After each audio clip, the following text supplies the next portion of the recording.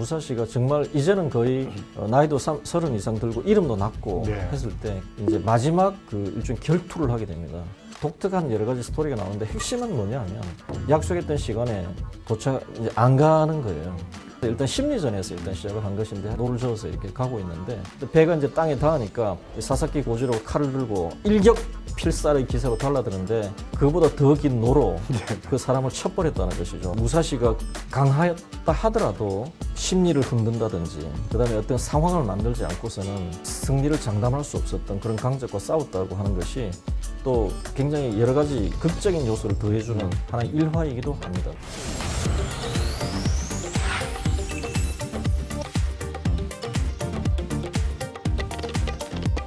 경제 한수 오늘은 경영 멘토로 유명하신 분이죠. 김경준 대표와 함께 미야모토 무사시의 오륜서에서 인생의 한 수를 찾아보도록 하겠습니다. 오늘 함께 이야기를 풀어주실 김경준 대표 이 자리에 모셨습니다.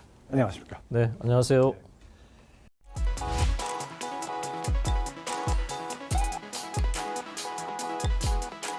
자, 먼저 이 김 대표께서 오륜서 언제 처음 읽으셨어요? 제가 뭐 80년대 초반에 대학을 다녔는데요. 네. 그때 대학 다닐 때 검도를 조금 했습니다. 아, 이게 다 연관이 있으시군요. 네, 그래서 이제 아무래도 뭐 제가 뭐 그렇게 고단자는 아니고 그냥 뭐 잠깐 이렇게 하는 정도였는데 아무래도 이제 검도를 하다 보면 이런저런 검도 관련된 이야기들을 많이 하게 되잖아요. 그래서 미야모토 무사시라고 하는 어떤 그 검객에 대해서 많은 이야기가 있었고 그러다가 이제 본격적으로 2000년대 초반에 이제 우리나라에도 번역된 게 나와서 한번 좀 제대로 한번 읽어보게 되었죠. 그 이후에 이제 사회에 나오셔서는 뭐 이 경영 컨설턴트라고 표현해야 되나요? 뭐 그런 쪽에 일을 많이 하신 걸로 알고 있는데 그러다 보니까 이 경영 현장을 바라보면서 이 무사시 오륜서가 또 이게 뭔가 접목될 여지가 많이 이게 느껴졌나 봐요. 그렇죠. 사실 세상 사는 게 다 비슷하거든요. 하는 일은 뭐 식당을 하건 제가 보기에는 기업을 하건 또 아니면 뭐 개인 사업을 좀 하건 뭐 직업군은 다양하지만 그 본질적인 부분들은 비슷하잖아요. 올바른 태도, 그다음에 성실한 어떤 자세, 꾸준히 노력하고 뭐 이런 부분들이 이제 다 그 분야는 다르지만 성공을 시키듯이 저는 오륜서가 이야기하는 여러 가지 그 원리들, 기본 자세들 이런 부분들이 비즈니스를 하는 관점에서도 굉장히 큰 그 원칙이 되고 규준이 된다고 생각해서 예. 상당히 좀 개인적으로 관심도 많이 가지고 사석에서도 이야기를 좀 많이 했었습니다. 이 오륜서에 대해서 꾸준히 탐구를 했고 실제 현장에서 보여지는 것하고 많이 접목을 하시는 그런 노력을 많이 하신 것 같아요. 그렇습니다. 네. 거기 이런 말이 있어요.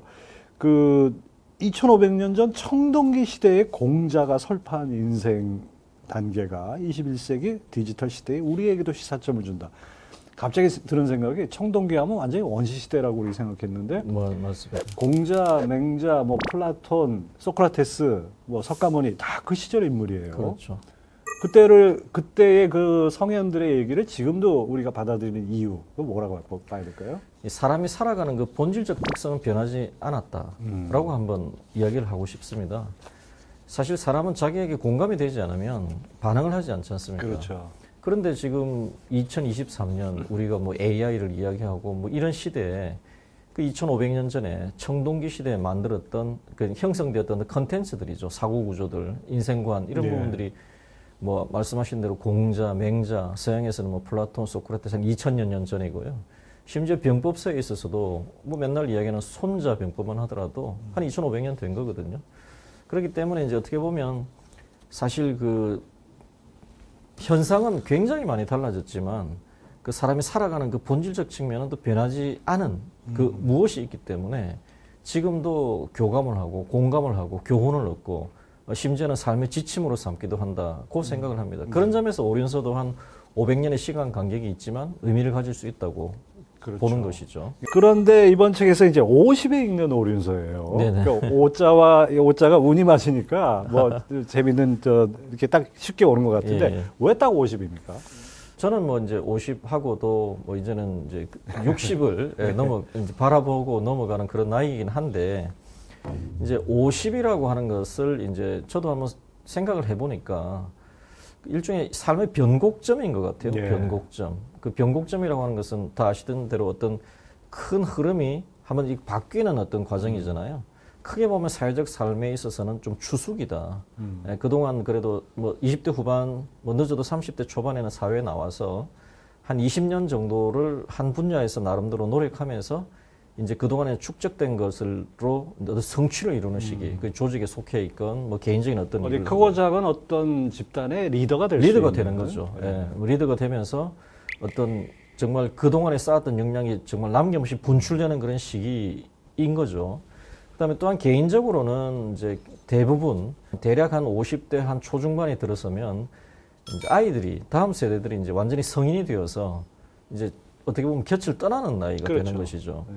예, 그러면서 이제 어떤 그 개인적 삶, 또 하나는 이제 50의 한 초중반에 들었으면 되게 부모님들이 많이 아프시거나 세상을 네. 또 떠나십니다. 그렇죠. 예, 개인적 삶에 있어서도 좀 변곡점이 되죠.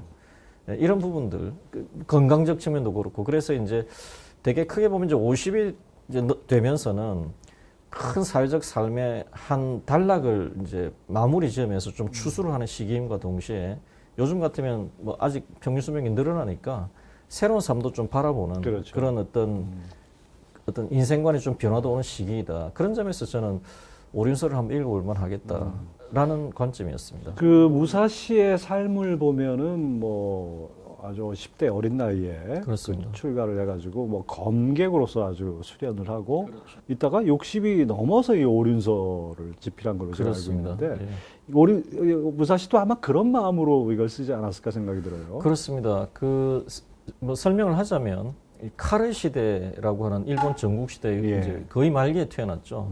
태어나서 뭐 그때 뭐 또 재능이 있으니까 소위 검도 수련을 열심히 했을 것이고 요즘 표현으로 도장 깨기를 나선 겁니다. 예. 초반에는 뭐 흔한 말로 동네에서 좀 센 사람이랑 붙었을 것이고 나중에는 뭐 소위 전국구랑 붙었겠죠. 예, 그랬는데 어쨌든 그 시기를 거치고 굉장히 강자와 싸운 이후에 사실 잠적을 합니다.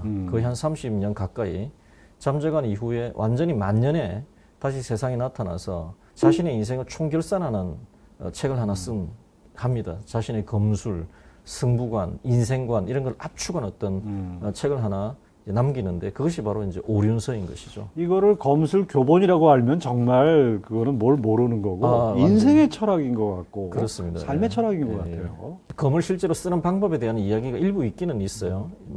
상당한 분량으로 있기는 있습니다만은 그 소위 저류에 흐르는 이야기들은 그런 기술적인 부분들이 아니라 이 소위 칼싸움이라고 하는 그 엄청난 승부의 현장이잖아요. 목숨을 건 승부. 목숨을 건 것이죠. 순간에 불과 1초에 판가름이 나는 그 순간을 위해서 어떻게 보면 이제 수련하는 것인데 그런 부분들을 이제 맞닥뜨려야 하는 또 승부사로서의 어떤 인생관, 수련관, 승부관 이런 부분들이 사실 압축되어 있기 때문에 500년의 역사를 넘어서도 현대적에서도 고전으로 읽히고 있다고 네. 저는 생각합니다.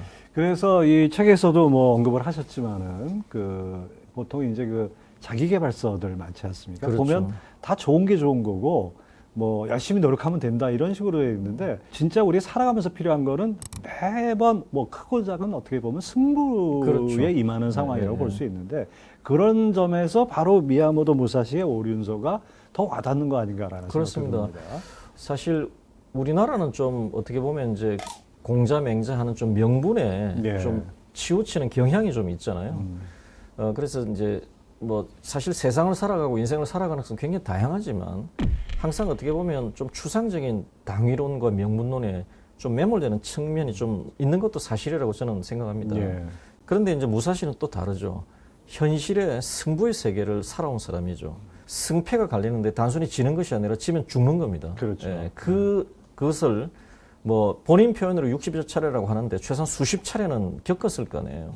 그 과정에서 이 사람이 나름대로 느끼고 터득한 어떤 사람의 만년에 있어서 자신의 인생을 압축한 기록이라는 점에서 막연한 명분론, 막연한 추상론하고는 좀 굉장히 차별된다고 저는 아주 생각합니다. 두 땅에 두 발을 딱 딱 딛고서 딛고 있는 것이죠. 예, 예. 그 터득한 예, 어떤 지혜 같은 칼은 거. 현실에 있어서 어떤 도구였기 때문에 여기서 뭐 아주 뭐 이건 뭐 좀 작은 얘기지만은 하나 짚고 넘어가야 될 게 무사시가 이제 임진왜란 때 뭐 와서 활약한 뭐 이런 무사로 흔히 알고 계신 분들이 많은데 이건 좀 풀고 오해는 풀고 가야 될 것 같아요. 그 전혀 그럴 수가 없죠. 임진왜란은 아시다시피 1592년에 그렇죠. 발발했고 무사시는 1582년생입니다.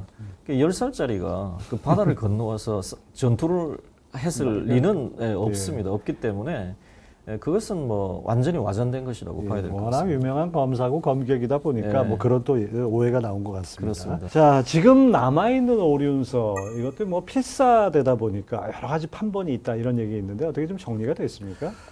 사실 이 오륜서의 원본은 그 말씀드린 대로 이제 만년에 소위 이제 다이묘의 식객으로 초대를 받아서 소위 이제 검술 사범으로서 몇 년 한 4, 5년 정도를 보냈는데 나름대로 이렇게 엄청난 사실 그 나름대로 전설의 검객이 쓴 예. 하나의 책이기 때문에 굉장히 귀중한 컨텐츠였죠. 그래서 이제 이 컨텐츠 자체는 그 다이묘에게 영주에게 감사의 표시로 이제 사실 준 겁니다. 주고 이제 세상을 떠나게 되죠. 예. 그러니까 이제 하나 본인이 쓴 것은 이제 하나가 남아 있는 그때 것이고. 뭐 인쇄술이 있던 시대가 그렇죠. 아니니까. 근데 이제 이 하나의 원본을 이 필사본이 이제 여러 개 나오기 시작합니다. 또 필사본의 특징이라는 게 하나가 또 나가면 그걸 또 다시 필사를 하게 그렇죠. 되잖아요. 예. 그런데 이제 아쉽게 그 원본은 소실이 되었습니다. 근데 이제 필사본은 그래도 좀 남아 있게 된 것이죠. 그것을 이제 기반으로 해서 나중에 이제 뭐 그 무사시에 대한 전기도 쓰게 되고 소설도 나오고 여러 가지 기반이 되는데 사실 항상 이제 이렇게 원본이 소실되었을 경우에는 그 손자병법도 마찬가지예요. 예. 근데 이제 원본에 대한 그 기본적인 것이 무엇인지에 대한 정의를 하게 되는데 뭐 다행히 이제 필사본이 남아 있지만은 기본적인 내용에 있어서는 합의가 이루어지기 때문에 기본적인 원본에 대해 준하는 내용은 남아 있다고 보는 게 맞습니다. 그건 오류 없이 어느 정도 좀 그렇죠. 컨센서스가 된 그런 그렇습니다. 상태군요. 자, 이 오륜서가 나오면서 일본 정말 뭐 전국 시대도 마감을 하고 사실 뭐 칼을 녹여서 쟁기를 만들고 뭐 이런 그 평화의 시대가 네, 오지 그렇죠, 않습니까? 그렇죠. 그래도 일본 역사에 미친 영향이 상당히 클 것 같은데요.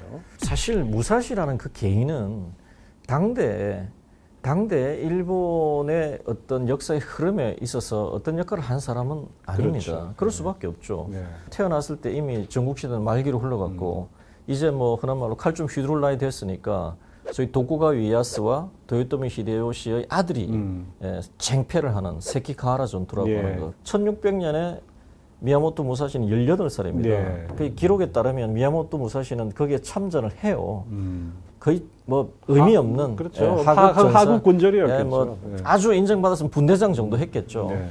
예, 그런데 또 불행히 또 그나마 하급 군졸도 이기는 편에 있는 게 아니라 지는 편에 서요. 그게 또 도망 다녀야 되고 도망 다녀야 되니까 더 험하게 살아야 되고 네. 그래서 그 개인은 사실 일본 역사에 별다른 그 이야기를 남기지는 못합니다. 그렇죠. 하지만 그것도 참 놀라운 것이 그 흔한 말로 혼자서 이렇게 활동했던 어떻게 보면 고독한 검객이 책 한 권을 남긴 것이 일본의 그 사무라이의 정신성을 확립하는 데 있어서는 엄청난 역할을 하는 것이죠. 예.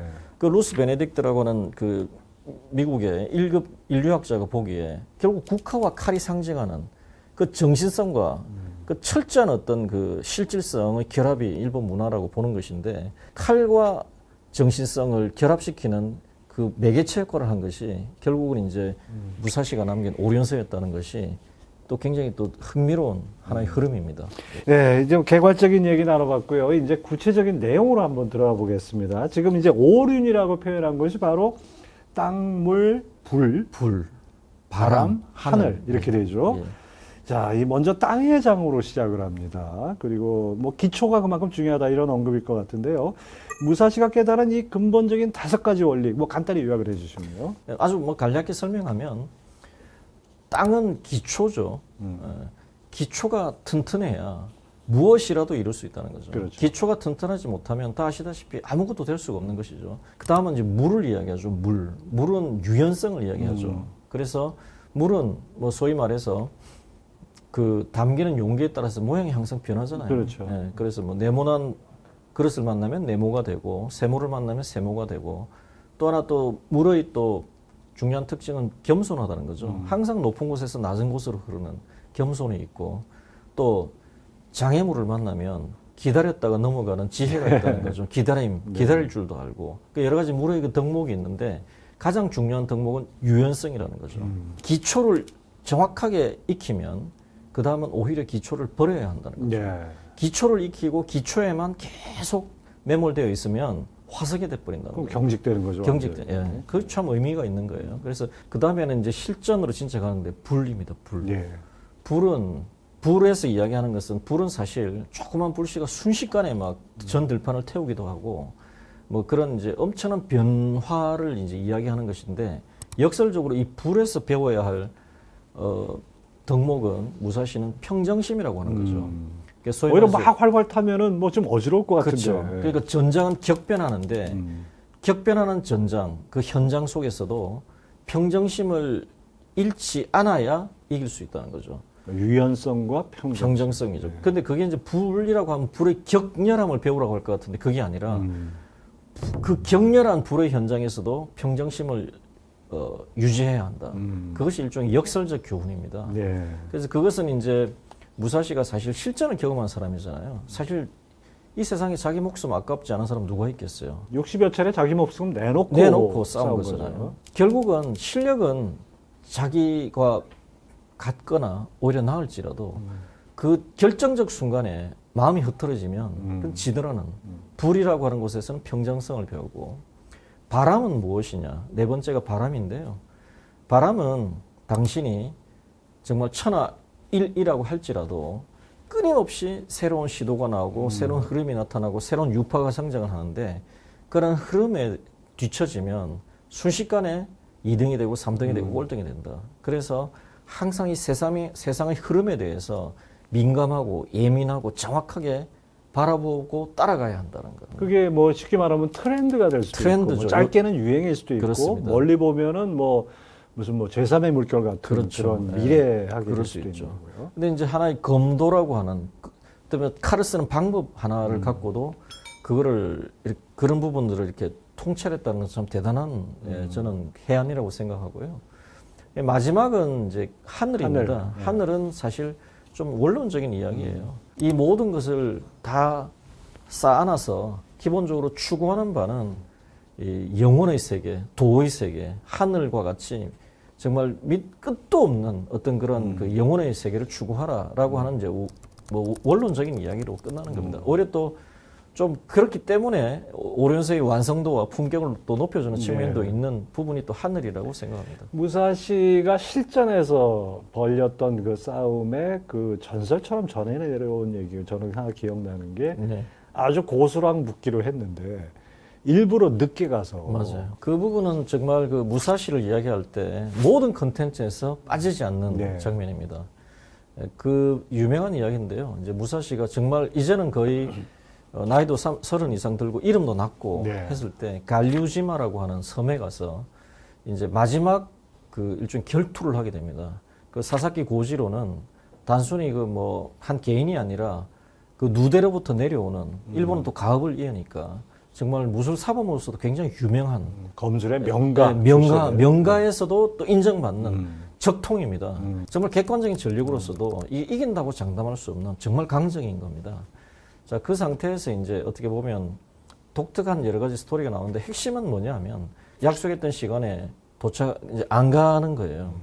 그러면 사사키 고지로라는 이 상대는 딱 마음 준비하고 기다리고 있는데 안 오니까 일단 약간 화가 날 것이고 조급할 것이고 한번 등등등 했는데 평정심을 잃어버리는 거죠. 거기서 일단 심리전에서 일단 시작을 한 것인데 하여튼 뭐 승부는 어떻게 나느냐 하면 소위 말해서 몇 시간이나 늦어진 시간에 무사시가 배를 저어서 그 섬으로 오고 있는 겁니다. 그 옛날에는 모터보트가 없었으니까 노를 저어서 갔을 거 아니에요. 직접 노를 저어서 이렇게 가고 있는데 배가 이제 땅에 닿으니까 바로 사사키 고지로가 칼을 들고 일격 필살의 기세로 달라드는데 그보다 더 긴 노로 그 사람을 쳐버렸다는 것이죠. 사실은 노를 저어온 것이 아니라 노를 무기로 틈을 보고 있었던 것인데 어떻게 보면 아무리 그 무사시가 강하였다 하더라도 그 정도의 여러 가지 그 심리를 흔든다든지 그다음에 어떤 상황을 만들지 않고서는 사실 승리를 장담할 수 없었던 그런 강적과 싸웠다고 하는 것이 또 굉장히 여러 가지 극적인 요소를 더해주는 하나의 일화이기도 합니다. 근데 그 서양 결투하고 비교해 보면 서양 결투는 이제 뭐 예의를 중시하지 않습니까? 그렇습니다. 아무리 자기가 죽음을 맞더라도 명예를 중시하다 보니까 칼 대 칼로 싸워야지 왜 노를 갖고 치냐. 이건 좀 그런 거 아니에요? 비겁하다. 예, 그렇게 네. 볼 수도 있지 않을까요? 그렇습니다. 그렇게 볼 수도 있는데 그런 부분은 또 오히려 이 서양의 소위 말해서 뭐 좀 내세우는 기사도와 동양에서의 승부는 조금 다른 것 네. 같습니다. 예를 들어서 우리가 뭐 삼국지라고 하는 중국에 있어서의 소설을 뭐 많이 읽는데 굳이 정정당당하게 이겨서 싸운기보다는 기습을 한다거나 그렇죠. 야습을 한다거나 하는 그렇죠. 부분에 대해서 네. 전혀 어떤 문제제기를 하지 않지 않습니까? 소위 손자병법도 핵심은 적을 속이는 데서 출발하는 거잖아요. 그래서 그런 부분에 대한 부분은 조금 받아들이는 태도가 좀 관점이 다르다고 봅니다. 결국 이제 그 무사시가 강조하는 거는 승부라는 거, 그것도 목숨을 건 승부라는 것에 그 승부의 검사의 도는 이기는 것이다. 이기는 것이죠. 바로 그 점을 강조한 네. 거잖아요. 그것이 어떻게 보면 우리 삶 속에 또는 우리 일, 우리 직업, 우리 사업 뭐 이런 거하고도 다 연관되지 않을까 그렇죠. 싶어요. 뭐 사람 대 사람 관계뿐이 아니라 국가 대 관계. 요즘 또 저 이스라엘과 하마스 맞습니다. 충돌도 있고 하는 거 보면 이기고 봐야 되는 거 아닌가라는 생각이 드는데 그런 점에서는 뭐 이기는 철학이다 이렇게 표현해도 될까요? 사실 무사시는 현실의 승부사였기 때문에 가장 중요한 것은 일단 이기는 것을 네. 가장 우선에 두었습니다. 근데 이제 수단 방법을 가리지 않고 그러니까 뭐 노를 도구로 썼어라도 이기면 그것이 가장 중요한 것입니다. 하지만 동시에 그것만을 계속 이야기했었다면 500년 동안 살아남아서 우리가 지금 우리나라에서 이 자리에서 얘기할 필요도 할 없는 필요가 거죠. 없는 것이죠. 예. 무사시는 항상 이야기한 것은 그 이기기 위한 과정이 얼마나 치열하고 처절해야 되느냐. 또한 동시에 하늘이라고 표현한 그 도, 기본적인 어떤 덕목에 대해서도 절대로 놓치지 않습니다. 항상 그것을 깔고 있기 때문에 그 사무라이의 도, 승부사의 도, 승부사의 인생관 이런 식으로 이제 그 소위 확장성을 가지고 있었다고 가질 수 있었다고 저는 생각합니다. 저는 그걸 분명히 기억하는데 제가 소위 국민학교죠. 저는 고전 읽기 이렇게 해가지고 네. 논어를 읽히더라고요. 그러니까 난 무슨 말인지도 모르겠고 지겹긴 엄청 지겨운데 사실 그 초등학생이 혹은 중학생이 논어를 읽고 공감을 했다면 그게 비정상입니다. 네, 네, 그렇죠. 비정상입니다. 논어를 한 4, 50에 읽어서 오히려 60에 읽어서 굉장히 공감을 할 수가 있잖아요.